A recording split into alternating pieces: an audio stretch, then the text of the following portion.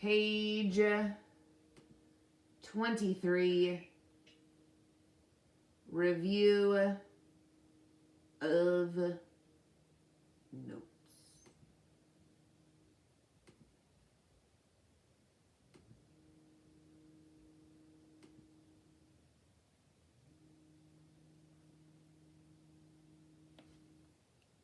When you have that written down, turn to page 23.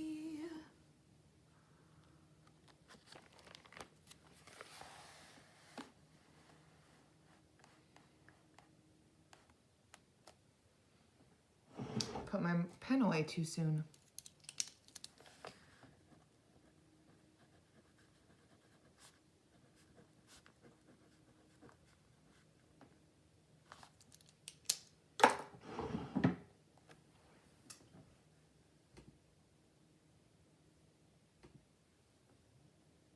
Review of notes.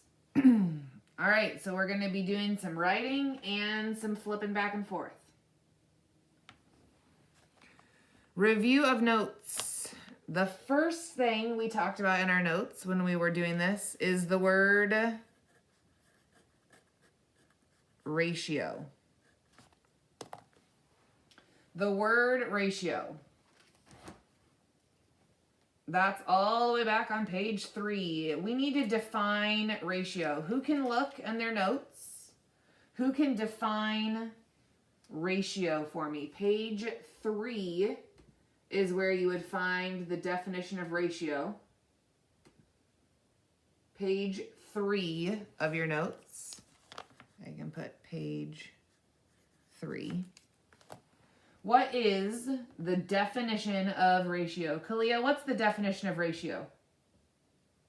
It compares two values. Perfect. And what, can you tell me what's a value? What if I don't know that word? Yeah. It compares two values, which are numbers. If I remember correctly, on page 3, it tells me there are 3 ways, 1, 2, 3, 3 ways to write a ratio. Can anyone tell me one of those ways or all 3 of them? What are the 3 ways, or what's one way, to write a ratio? There are 3 different ways. They all mean the same thing, but on page 3, good, Avery says you could write it with a word,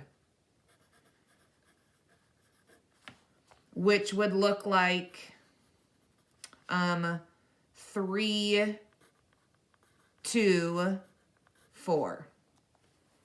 You could write it using a word. Good, Kalia said a colon, which looks like 3 colon 4. And AB said, Kalia said, a fraction,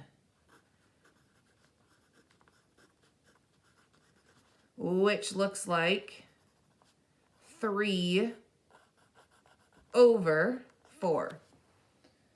Good. Excellent.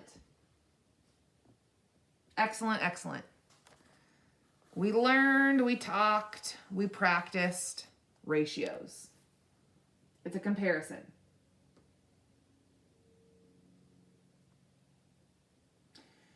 Then, after we just found ratios, we talked about equivalent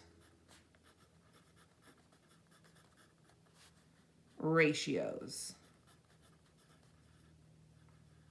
Equivalent ratios.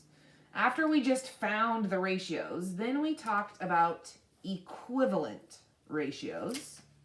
And equivalent ratios, you can find information on that on page 6 of your notebook.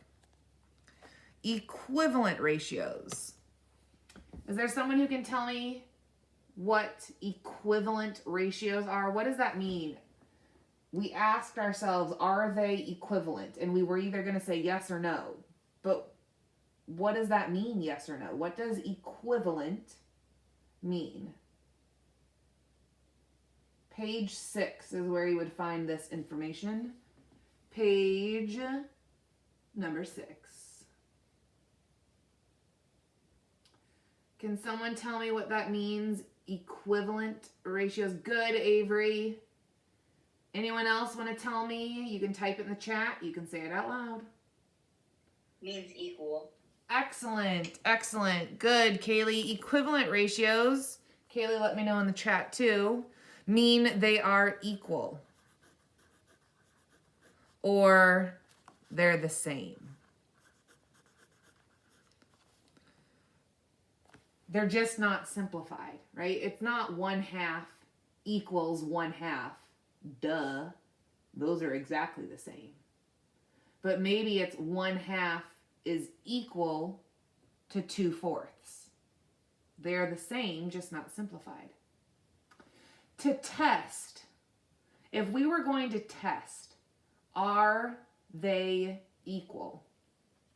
Are they equal? Are they equivalent? There were 4 things we had to do.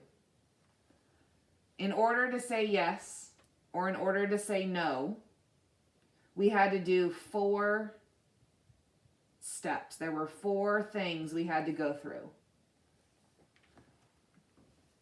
Good, Kaylee. Number 1, make a fraction. Turn it into fractions.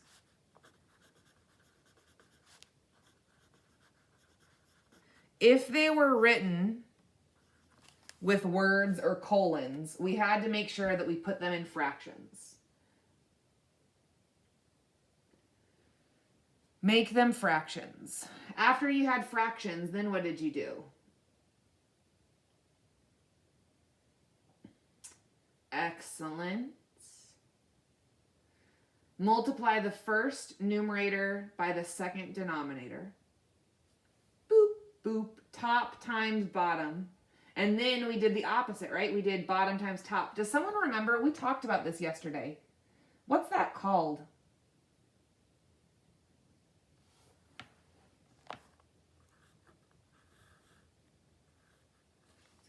Excellent.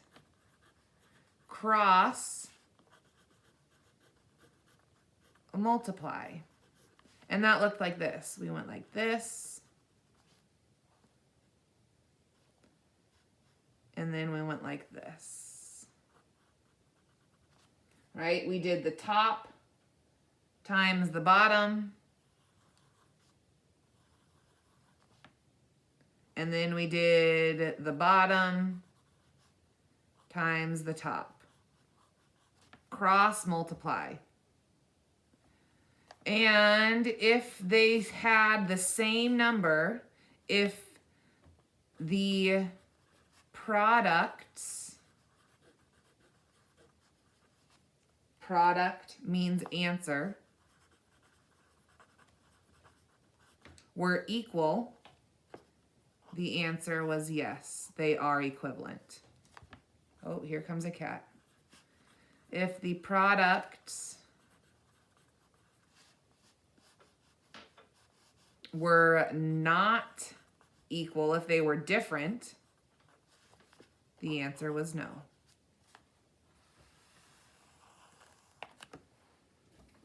Hey, get out of here, kitty cat.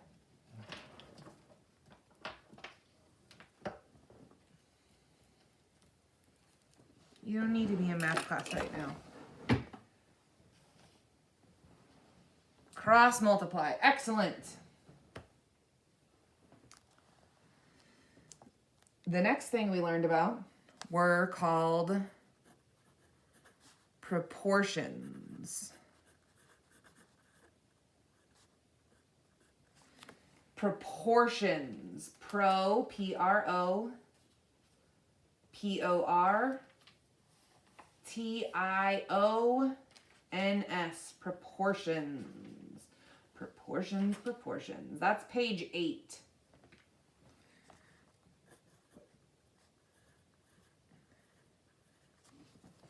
Proportions.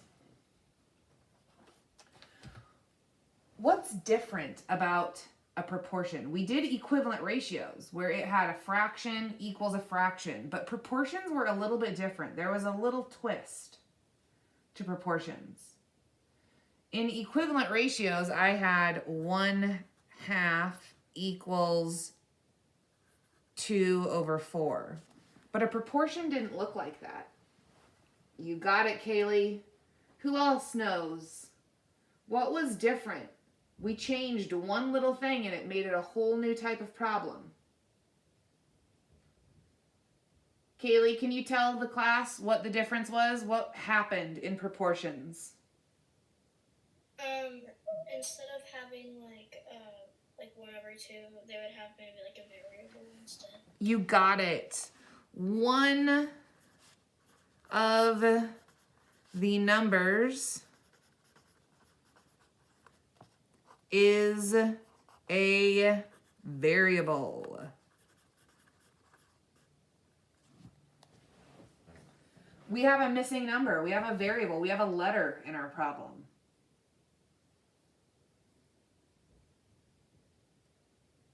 One of our numbers is missing. It's a letter. It's a variable.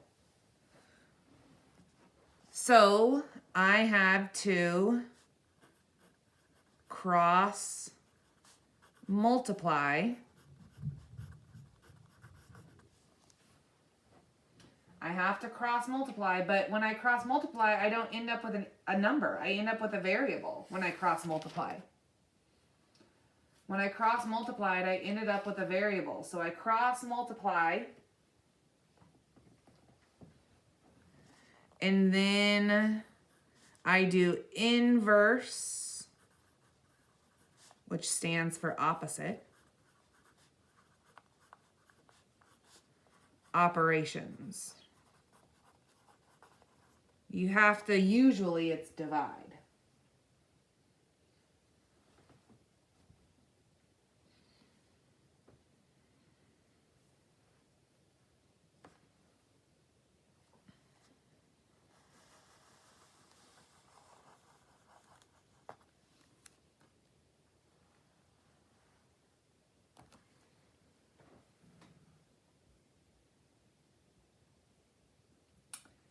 After proportions, we learned about rates. After proportions, we learned about rates and unit rates.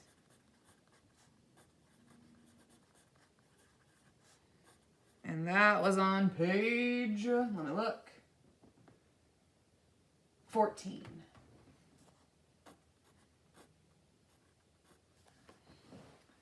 Rates and unit rates, which are really similar to a ratio, except there was something that made them different. What made a rate different from a ratio? Look on page 14. What is special about a rate? It's really close to a ratio, but a rate has something that makes it different. Hint, hint, the word different.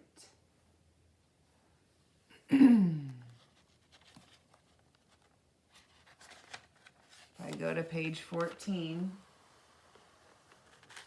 a rate is a ratio with two different measurements. It compares two different things. A rate is two different measurements.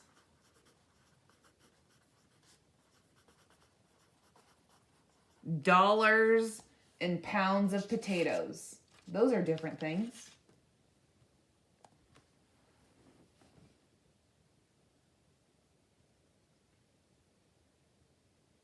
Donuts and cups of coffee. Those are two different things. Those are rates.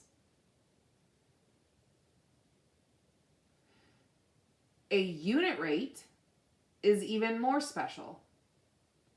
A unit rate has to have something in it. What does a unit rate have to have? A unit rate must always have this special thing in it.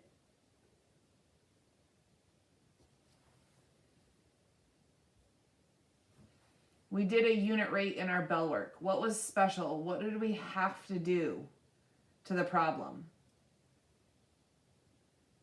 A unit rate.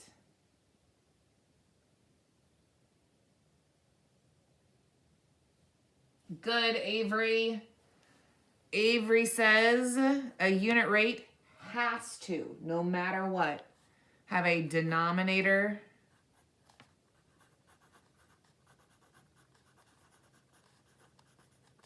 of 1. To change a rate to a unit rate, you do numerator divided by the denominator. Kaylee, that is correct too. You also cannot forget your labels. Don't forget them.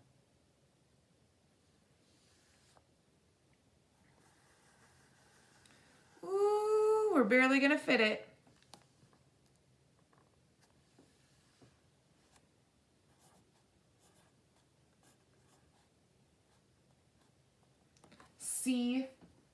COP. That stands for constant of proportionality. Constant of proportionality. Page 17 of our notes.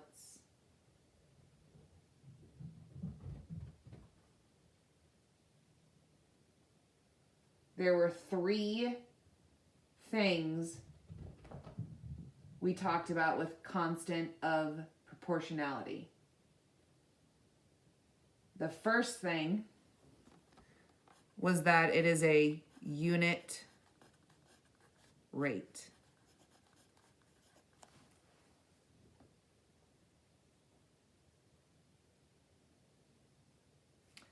The second thing was that if you had x comma y, how did you find it? What was our fraction for x comma y? X comma y, you got it. We did y over x. And if it wasn't a unit rate, we had to make it a unit rate. And last but not least, it has to have something. If it's a graph, if it's a table, if it's a graph, if it's a table, it has to have 0, 0, which is the origin. It has to. If your relationship does not have 0, 0, there is no constant of proportionality. The number of dogs you have and how much dog food you buy. If you have 0 dogs, do you buy 0 dog foods? Hopefully, yes. That's a 0, 0 relationship.